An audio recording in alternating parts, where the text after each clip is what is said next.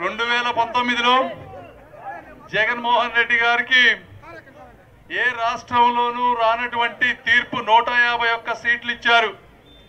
ఈ ప్రాంతంలో కూడా నరేంద్ర గారు చెప్పినట్టు పాపం బట్టలు చించుకొని మరి పనిచేసి 4000 ఓట్ల మెజారిటీ తీసుకొచ్చిన పాపానికి వాళ్ళకి బయటకు వచ్చి ఇదేందిరా ఇది ఇట్లా చేశాడు మా వాడు, ఏం చేయాలో అర్థం కాక ఏడవలేక నవ్వలేక పాపం వాళ్ళను చూస్తే జాలి వేస్తా ఉంది.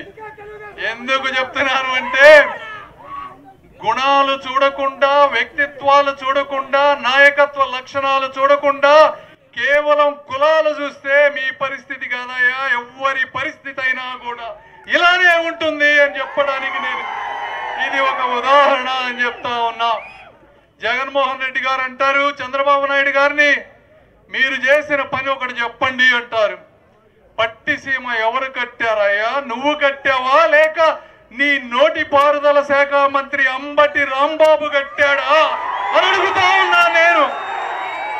2014లో అధికారంలోకి వచ్చిన మొదటి సంవత్సరంలో ఈ ప్రాంతం రైతాంగం అంతా ఇబ్బంది పడకూడదని, రైతుల జీవన విధానం బాగుపడాలి అని ఆ రోజు 1000 కోట్ల రూపాయలతో పట్టిసీమ కడితే ఈ రోజు రైతులకు గాని చుట్టుపక్కల గాని అదే మీకు దిక్కైంది అని నేను తెలియజేసుకుంటా ఉన్నాను. నువ్వేం కట్టావు వచ్చిన 5 సంవత్సరాల్లో? మాట్లాడితే బటన్ నొక్కుతానంటాడు. ఏమయ్యా నువ్వు ఆ బటన్ నొక్కడానికి మాకు ముఖ్యమంత్రి కావాలనా?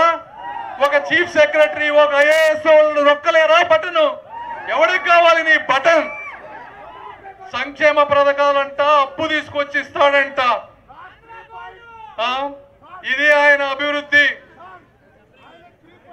ఒక్క నిమిషం బ్రదర్, ఒక్క ఫ్లో పోతుంది ఉండు.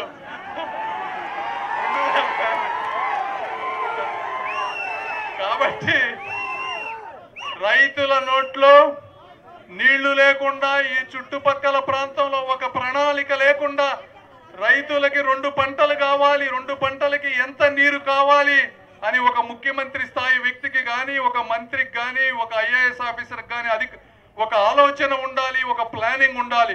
ఉంటే సకాలంలో నీళ్లు వదులుతారు. ఇలా నీళ్లు రాని పరిస్థితి రాదు. అది నీకు పట్టదు. పోనీ రెండోది, చంద్రబాబు నాయుడు గారు ఏం చేశారని అడుగుతున్నావు. వచ్చి రోడ్ల మీద తిరుగు. ఒక అద్భుతమైన సిమెంట్ రోడ్లు 24,000 కిలోమీటర్లు ఈ రాష్ట్రం అంతా వేసిన ప్రభుత్వం ఏదన్నా ఉంది అంటే అది చంద్రబాబు నాయుడు గారు చేసినటువంటి అభివృద్ధి. అసలు నువ్వు ఎప్పుడన్నా ఇంట్లో నుంచి బయటకు వస్తే కదా, వచ్చిన ఏదో 2 నిమిషాలు హెలికాప్టర్లో తిరిగిపోతావు. నీకేమర్థం అవుతుంది ఈ ప్రాంతంలో చేసిన అభివృద్ధి?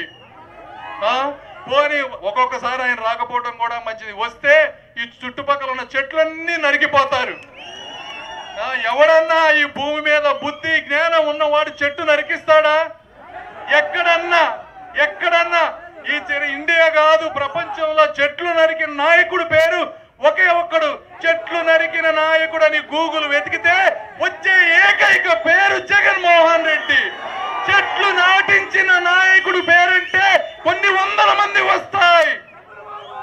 ఇలాంటి వ్యక్తికి, ప్రకృతి మీద జ్ఞానం లేనటువంటి వ్యక్తికి ఓట్లు వేస్తారా మీరు అని అడుగుతున్నాను.